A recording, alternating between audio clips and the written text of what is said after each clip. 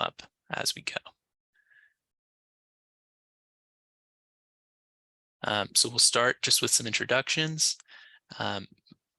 We are talking today about the Clark County Aging Readiness Plan update. And so the Clark County Commission on Aging is the sort of appointed governing board related to the implementation of the Aging Readiness Plan. And then they also have support from Clark County and their planning division. The Clark County project managers are Susan Ellinger and Jenna Kay.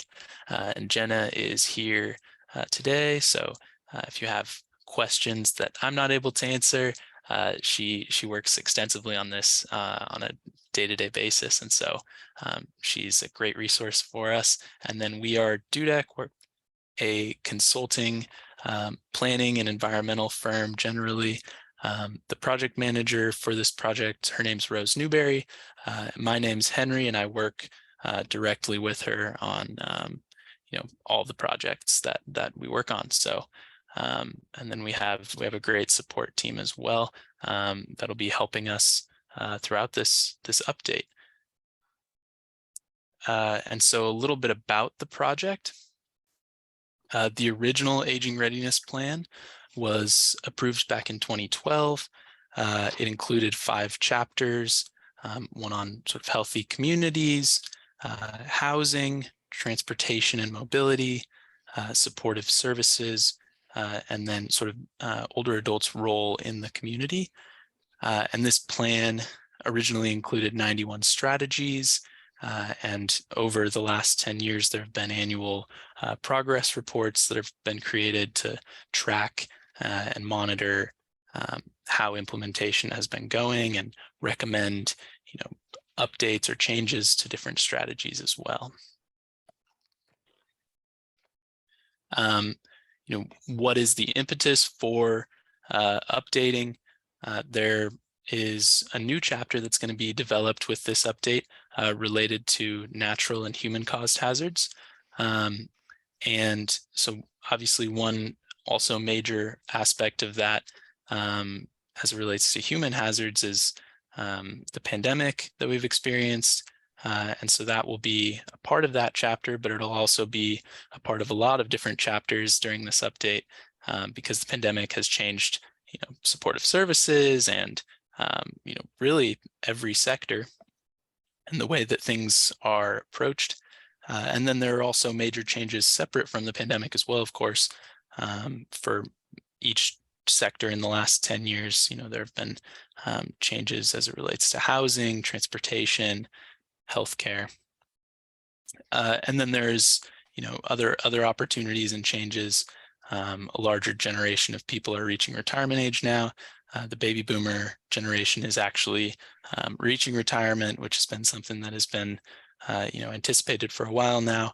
And then, it's also an update to sort of implement and add into the plan some of the recommended changes and, building on successes as well as, updating and changing strategies that haven't worked to this point. And so how does this focus group fit into the plan? You've all been invited to hear insights from you. And this focus group specifically is centered around support services. Really, we're hoping to brainstorm overarching goals at first. And then from there, we'll be building upon sort of these goals to understand some more specifics, maybe develop some strategies or hear things that have worked for you in your specific organization, and then also hear about hurdles or issues that have been encountered or that we can predict and see if there's maybe ways that those can be approached. And so I'm going to stop sharing this PowerPoint now, and I'm going to go over to sort of a virtual whiteboard. And then we will be able to Here we go. We'll be able to sort of have a conversation back and forth. We'll start with this main visioning question about what makes a community age friendly. You can see that there are a couple of example things in here right now. And then from here, we'll refine it a little bit more in the next couple slides. 3-1. And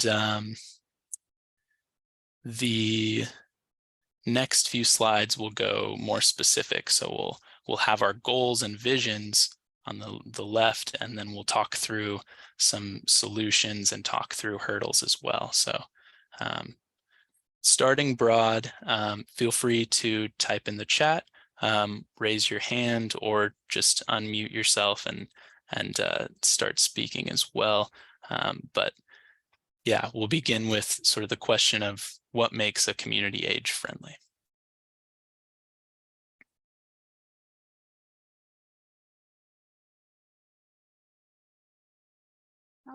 I'll start. Hi, Henry. Everybody, thank you so much for being here today. I'm Cass Friedland. I'm the chair of the Commission on Aging, and I just thank you from the bottom of our hearts for joining us today and sharing. The ability to live affordably, that would be housing, that would be availability of healthy food, being able to pay for that, you know, getting around, transportation, just broadly. Yeah, affordability.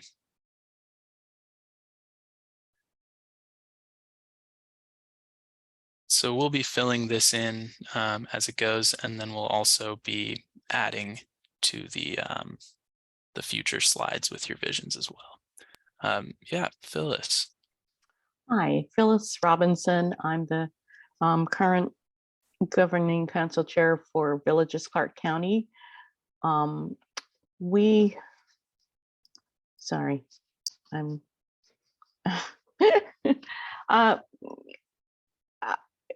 having ways to contact people who are willing to help you, I think is an age-friendly thing, and that's what Villages is trying to match up volunteers with people who need volunteers.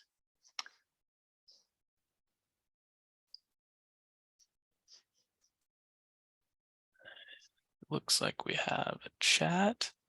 I'm lost. Hi, I thought maybe I would introduce myself as I talk about that. My name is Trish Bisher, and I'm here in a liaison capacity from the Department of Community Services. And my comment is about what makes a community age friendly is about accessibility. So that's physical and otherwise. So making, you know, I think it kind of goes with that easy to get around, but you know, making things that are physically accessible as people may be experiencing mobility issues relating to aging, as well as, you know, other things relating to aging and helping to make, you know, all of our services more accessible. Really. Good to see everybody.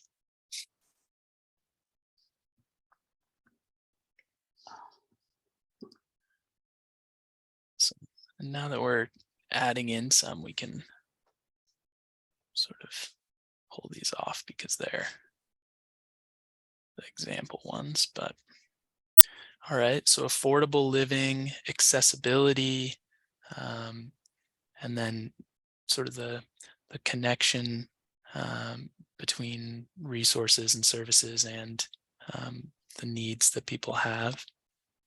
If anyone else has any others.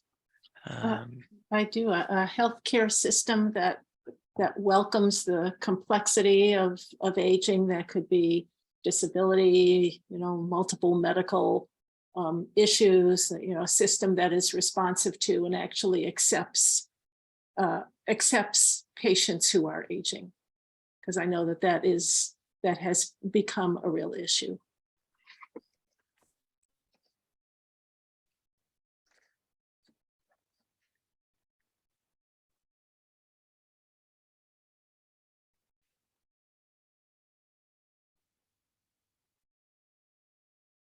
Yeah.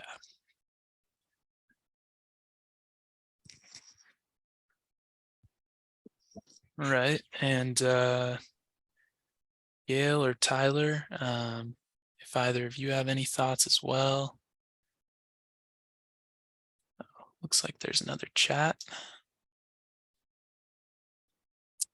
People to help with maintain aging in place, caregivers, service providers, to maintain the lawn, houses. Yeah, caregiving. It's definitely a major supportive service. And then another one from Gail in the chat is intergenerational opportunities and purposeful engagement. And yeah, I imagine, you know, intergenerational opportunities is, you know, related to volunteering and then purposeful engagement. Those might be two separate goals or visions as well, but.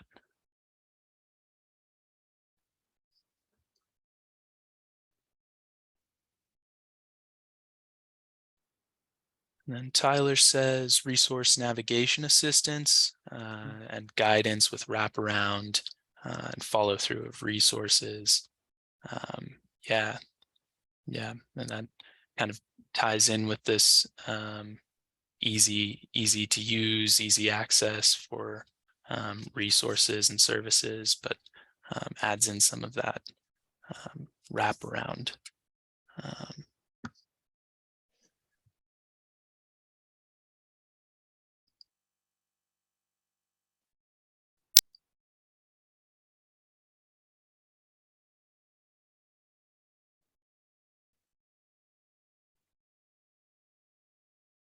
And then accessible parks and open spaces. That's another good one, definitely. Ties in with the accessibility, physical and otherwise, but sort of also is its own niche within that. And, you know, the benefits of parks and open spaces are definitely really important. And I'll just say also in a community that's inclusive, particularly communities of color that are culturally sensitive as well, because many of the folks in our community, of course, may speak and communicate in other languages. Totally. Yeah. I mean, with the purposeful engagement, it's, yeah, I mean, making sure that it's done in a way that is responsive to that community and the people that are in it. And that also goes along with accessibility. And then Gail added mental health resources and social groups. Those are two additional comments, but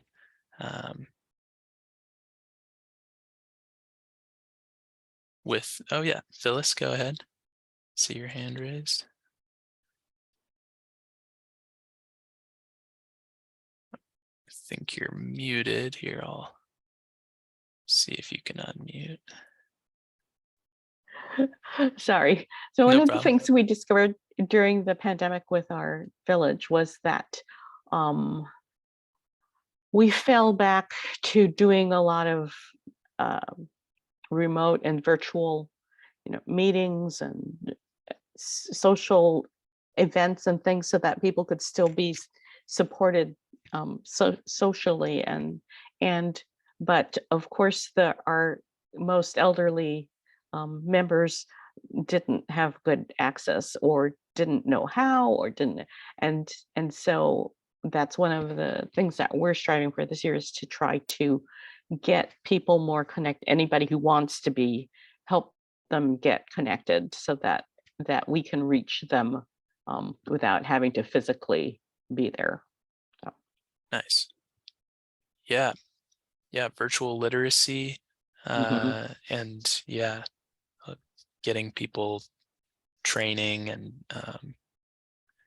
and sort of familiarized with that technology.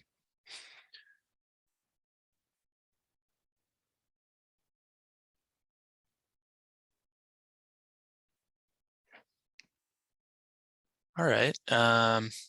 We definitely have a good amount of visions and goals here. And then I think we can sort of move into talking a little bit more specific on different strategies and goals. And if there's any others, we can add them in right now. Support for family caregivers. Yeah.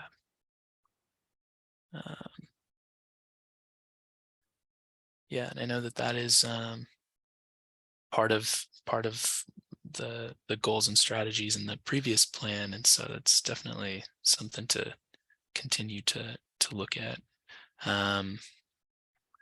Okay. And recreational opportunities. Yeah. All right. So we will move into this next stage here, I think. And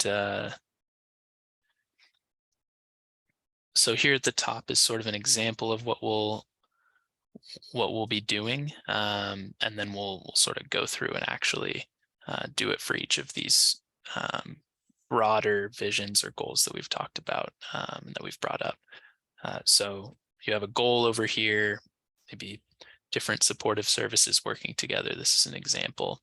And, a solution for that specifically would be, a fact sheet or resource that, can collect all of these resources together and provide, people a hub for that. And then there's hurdles on this side to that solution. Who's going to be doing the updates? The updates might take time. How regularly would something like that be updated? The cost might be a hurdle for certain solutions. So we'll start to go through and add in solutions and then try and come up with the pitfalls to our own solutions. So we'll start with easy to get help from resources and services. What is a way that we can get to that goal or vision? And it might be things that are existing and that you're actively working on right now. It could also be something you've seen done elsewhere, or it could be just something that you come up with on the spot.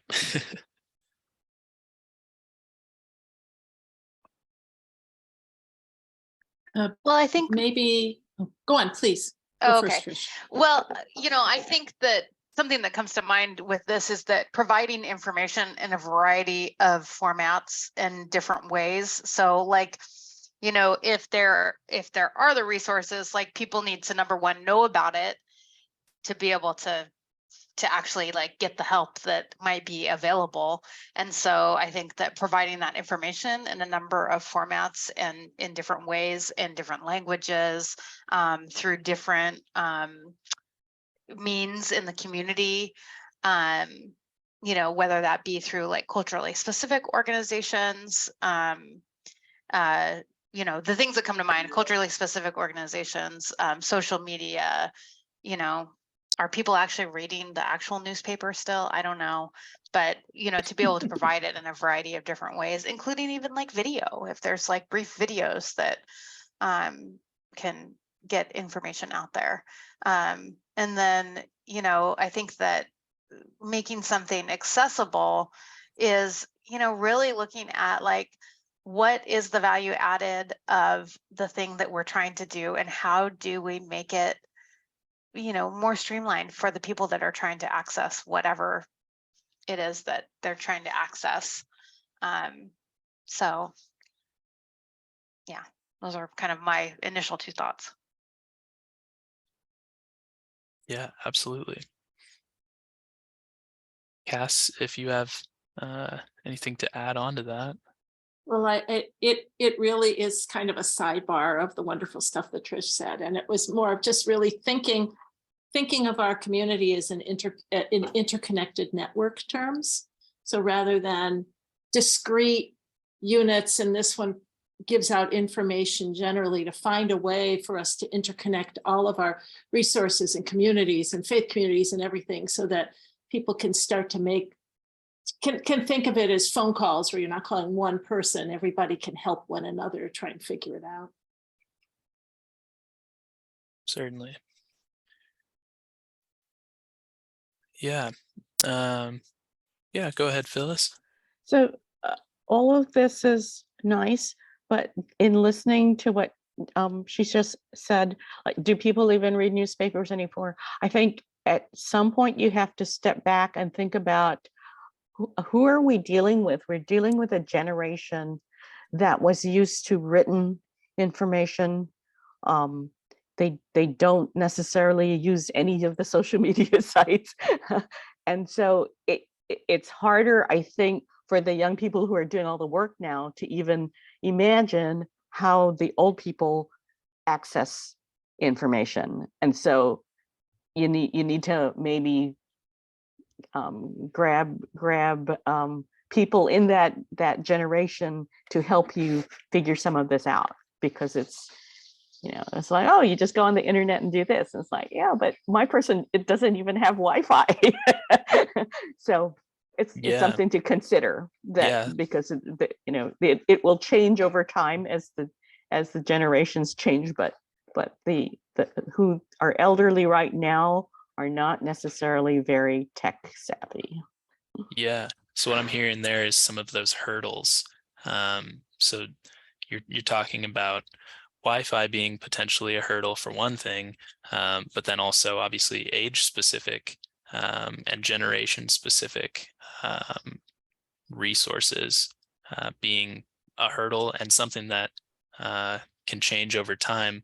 And when the plan originally was created in 2012, some of that communication that ideally is done then might not be right for right now, and what's right for right now might not be ideal for 10 years from now. Yeah. So maybe the solution is something that is updated or reviewed and can change over time, and based on how things are received. Are there any other hurdles related to providing a variety of ways to see resources?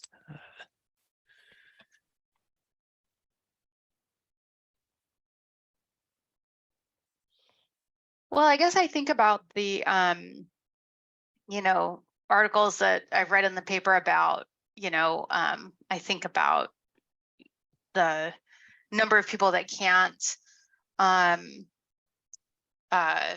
weather a $400 emergency, or the savings rates of some of our older generations. So, that tells me that there may be people that are low income and that are trying to access these resources. And I think that, when you get into some of that,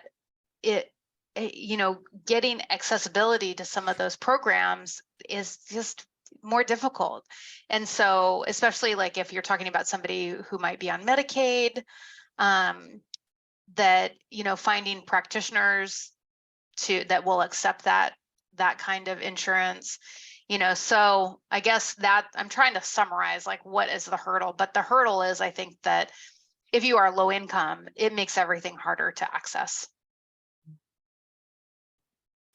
Navigating resources can be different for you if you are low income, and then there are other, specific vulnerable groups maybe as well that we're not thinking of right now.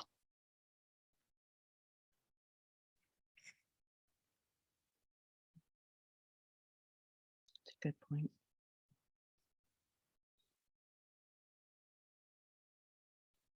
And Gail said, comfort in reaching out to resources. Many are afraid to do so. I think that's a good point.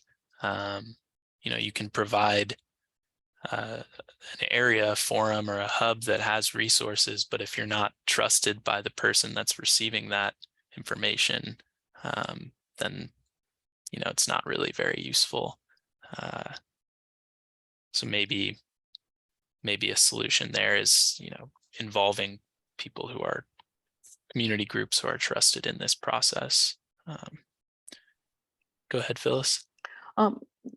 In addition to it's not only being afraid to do it, but there is a lot of pride in that age group of, you always pulled your own weight, did your own thing, didn't count on other people. And so they don't reach out because they think they ought to be able to do it by themselves.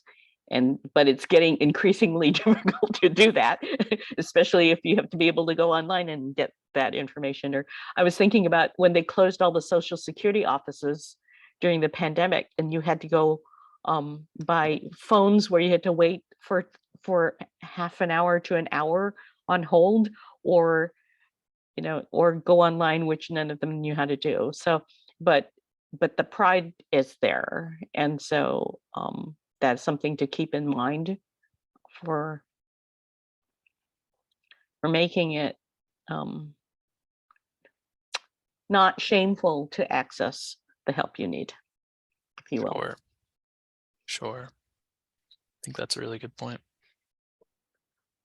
Plus elders too, if you think about it, as you increasingly are less able to do things for yourself, you get more stubborn and entrenched in being able to do it for yourself.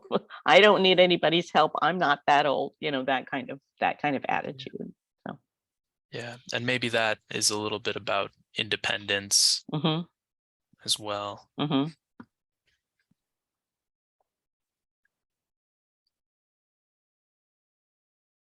I think that a hurdle can be who these resources and services were originally designed for. And, we have a changing demographic racially and culturally in Clark County that, I think that perhaps 20, 30 years ago, we were much more white. And then naturally, services and resources might have developed to meet the needs of the people that were here. And we are having cultural demographic changes that may not be so responsive to cultural needs based on race and ethnicity. So I think that can be a huge barrier as well.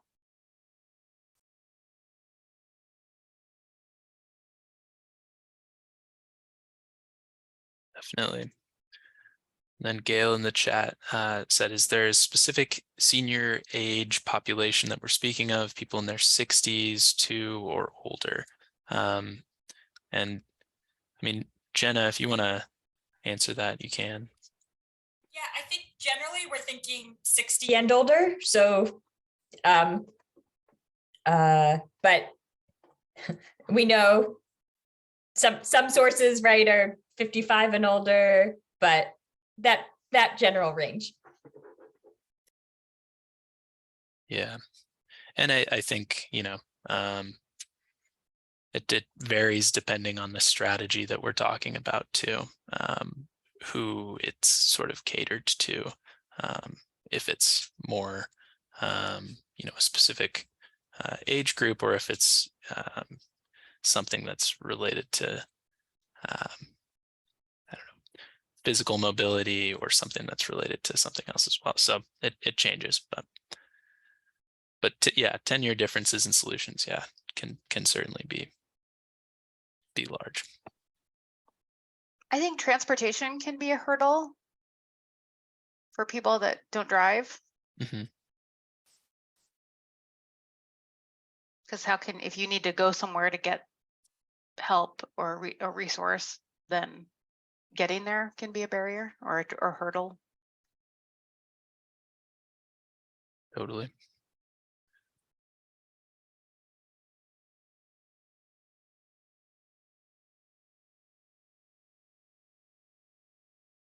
Yeah, and then the last thing we can add in there as well is that Gail's last point, in that the age demographic that we're looking at can impact, the solutions for getting people resources, and so how that's defined can definitely have a big impact, positive or negative, on the types of resources that are getting out. If we can go on to the next goal, maybe, unless there are other, if anyone else has anything for this, you can add it to the chat, maybe. Affordability, housing, food, transportation across the board, and solutions related to affordability.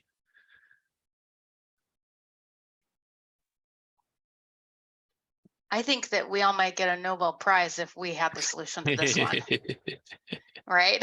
I think this is a big one that a lot of people are trying to figure out right now. Definitely. Oh my goodness.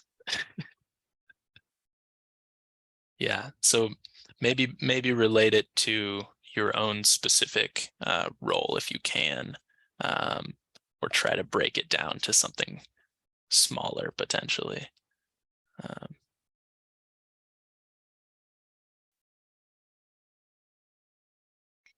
Well, I think that, I guess I think first, the transportation seems like an easier one, but of course that's not easy. But I think that when we're thinking about transportation, I think about having services closer or close enough by to make it more accessible, right? So that, you don't have to drive, all the way to the other end of the county to get to a certain resource, that, that those resources might be available in your local neighborhood. I think I'd love to see that. I think that would be great. And also I think transportation, this kind of is a hurdle right now, I think, especially for people who are in rural areas. Not only is it further to get places, but public transportation is, I think, especially difficult because there's parts of the county that aren't served by public transportation. But back to the solution side is that there is, we've got like volunteer driver programs through the, Community in Motion. So there are some things that are happening.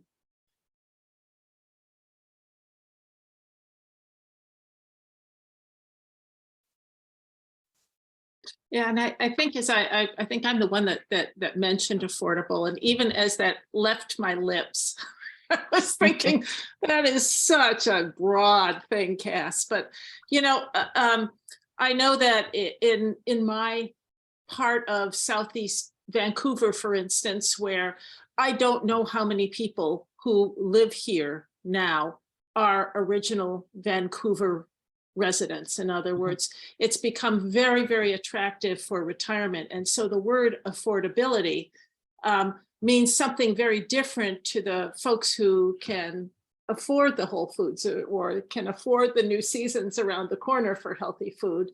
And oftentimes what's left is that pulling apart that definition of what is affordable to our most vulnerable. And so the conversation, I think one of maybe it's a hurdle, is to really tease that apart, to understand that when we're talking about affordable, it might not be, a $400,000 home. It might be something very different. And when we talk about affordable food, what are we talking? Healthy, affordable food, what are we talking about? So really be willing to pull the word affordable apart and really think about the folks who are unable to afford much of what I'm seeing in my area. Or Phyllis? Okay, so I'm sorry to keep bringing up villages, but this is just like right down our alley. So No, that's great. so people who don't know about villages, we're a membership organization. So there are dues that you pay, but if you are a full member, you are entitled to whatever services our volunteers offer. And our most popular one are rides, because many of our members do not drive anymore, but they get to go. But it's more than just C-Van where you have to be going to a medical appointment or whatever, but you can get a ride to the grocery store or to your hairdresser, or things that you don't qualify to do for. And that has been our most popular thing.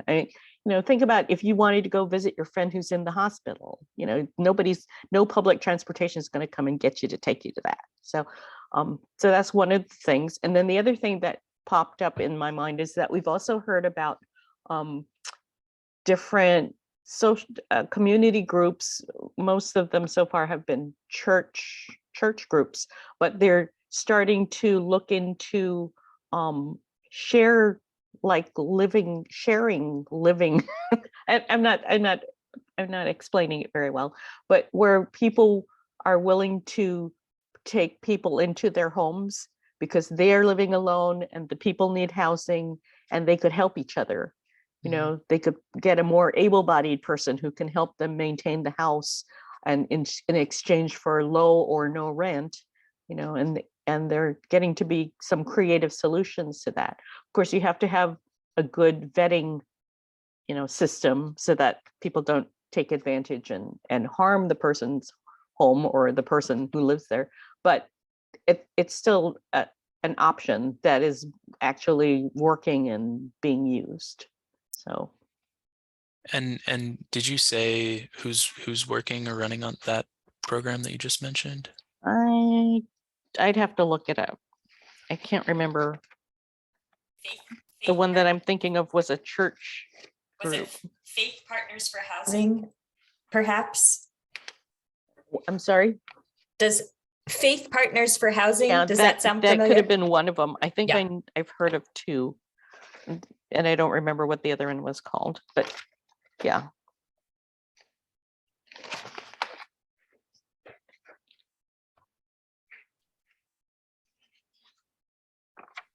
Great. Yeah.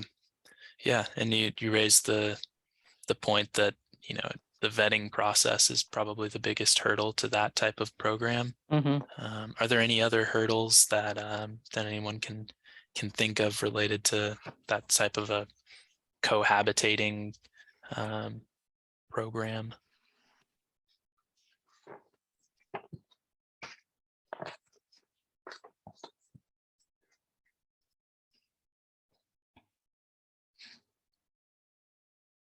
I think that, when we're talking about affordable living, housing, food, transportation, I know that we're talking about, supporting kind of an aging, what's going to be like age friendly.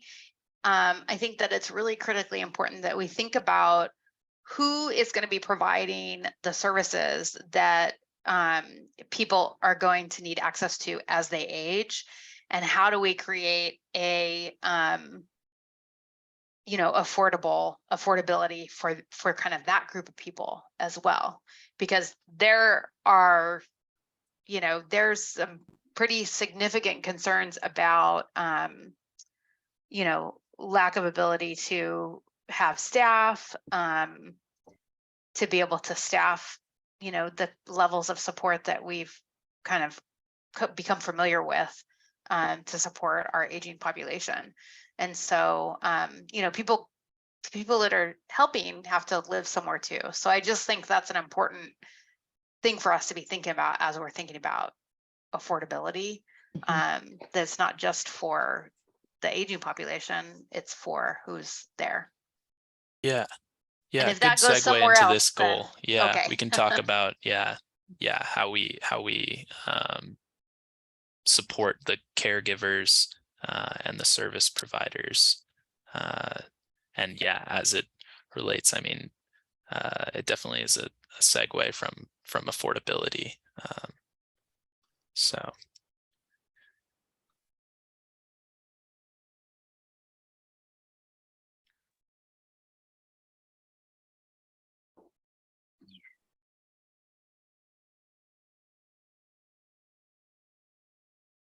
Mhm.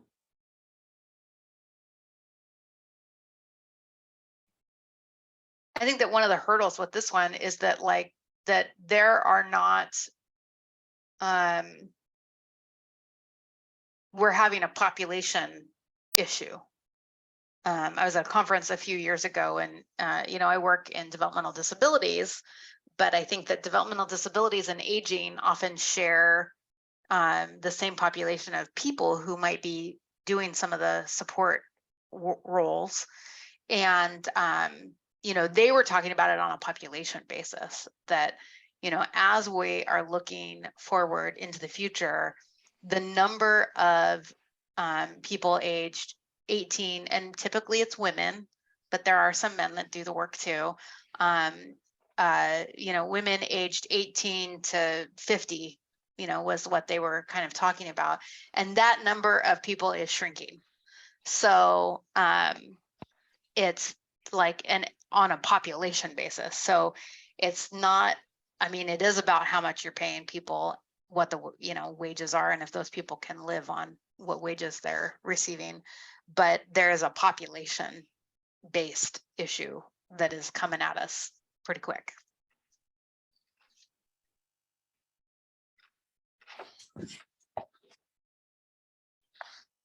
This is a little, I saw a program. Oh, no.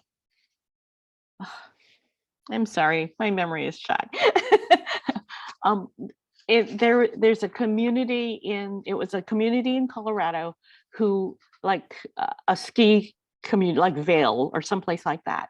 And what was happening was that the teachers were having an increasingly difficult time finding affordable housing so that they could teach in this community, because the property values were so high. But what the solution they came up with was that the government and the school system joined to the school donated land, the government put in some money, and then they built all this affordable housing that was near the schools, so they didn't have to commute. Obviously in Colorado, commuting is a big issue up in the mountains in the wintertime. But maybe we could, something like that could be also done for the elderly, is what I'm thinking. Is that, I know there's low income housing and that kind of thing, but as the property values are jumping, like I live in Battleground, and I've only been here for 7 years, and they've gone way higher than they were when we moved in. They're going to have to do something to keep it affordable for the people who are property rich and cash poor, like the elderly. I'm seeing so many subdivisions going in. So people who had lots of land are cashing in. I'm hoping that what they're getting is going to keep them solvent until the end of their days. But, we don't know what's happening to those people who are giving up their generational farm. And so it's just something to look at. Is there a way to do more affordable housing development that isn't necessarily low income? It's even middle income people are going to start having trouble affording the rent and things that of our area, because it's growing so fast, and the property values are skyrocketing.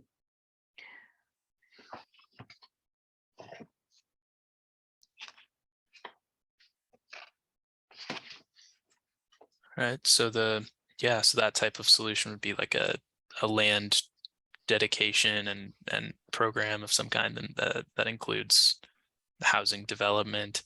And then, the hurdles there obviously would include, a lot of large jurisdictions.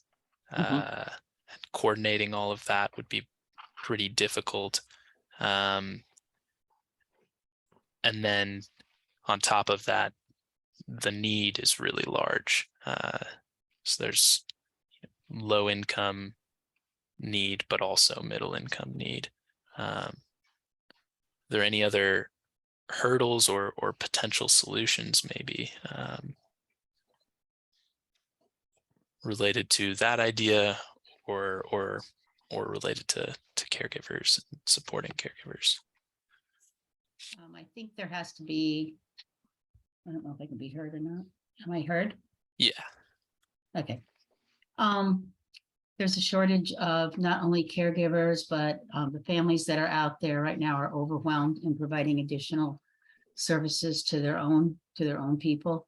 And when we take a look at aging in place, and I'm 67, I mean, my husband and I have plans for when we're going to move out of our home because we know it's unrealistic to age in place in our home with the shortage of help all over the place, not just in this industry, but in all industries. And so not to digress off of aging in place, you also have increases in exploitation going on right now, serious increases in exploitation of seniors who are needing help or looking for help. I think what's gotta, I mean, I hate to say it this way, but we're gonna need more communities. We do not, I mean, even as we're looking at a 5 to 10 year plan, and I'm a gerontologist. And so I know I've been in this field my whole life, so I know what happens. But even looking, there's nothing out there right now. There's really no housing. If we wanted to move into a community, a good example is like, so a community where you could have your housing, let's say in a contiguous place where you could have an independent house and still have services that might come to your door, which is inevitably what has to happen if you're going to age in place. The only place right now is Fisher's Landing. And there's 3 houses for sale in Fisher's Landing in the whole place. And of course, the cost has skyrocketed. So when we take a look at what the solution is, if we're going to look at realistic solutions anytime in the near future, and I'm assuming this is perhaps a 3, 5, and 10 year plan, I guess. I was on the force originally way back when. I just don't know about aging in place being something of people being able to stay in their own homes. It doesn't look like that's going to be a viable solution for the most part in the long run. Yeah. And so then I guess the solution would be working with people on alternative plans. Mm. Alternative communities that aren't out there. I mean, you know, Section 8 housing, there's a long wait list for those, for the people that are needy. That's number one. Moving into retirement community with the shortage of staff, you've got quality issues going on there. And if you've got a Medicaid home, well, they've got double the quality issues. I just think there's got to be more focus on housing, concentrated housing for seniors, where I used to own a home health agency, for example, where somebody could have fewer hours because they're going from house to house instead of having to pay for the minimums that you have to pay for now to get home health or any sort of services like that, because it's truthfully not worth an aide's time to go out for an hour when you look at transportation issues and so forth. So those are huge issues in regards to getting quality help in the home. Thank you.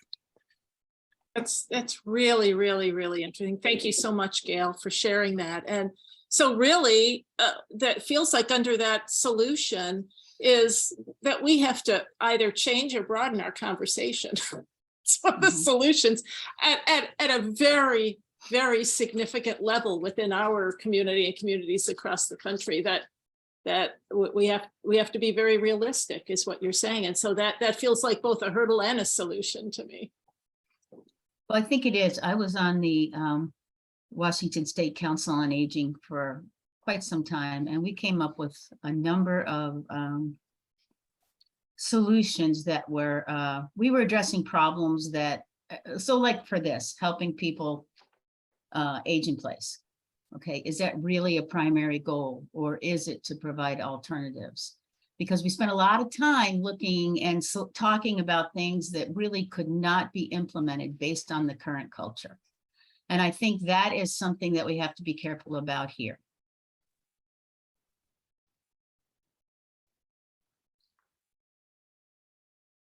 It might not be a popular thing to say.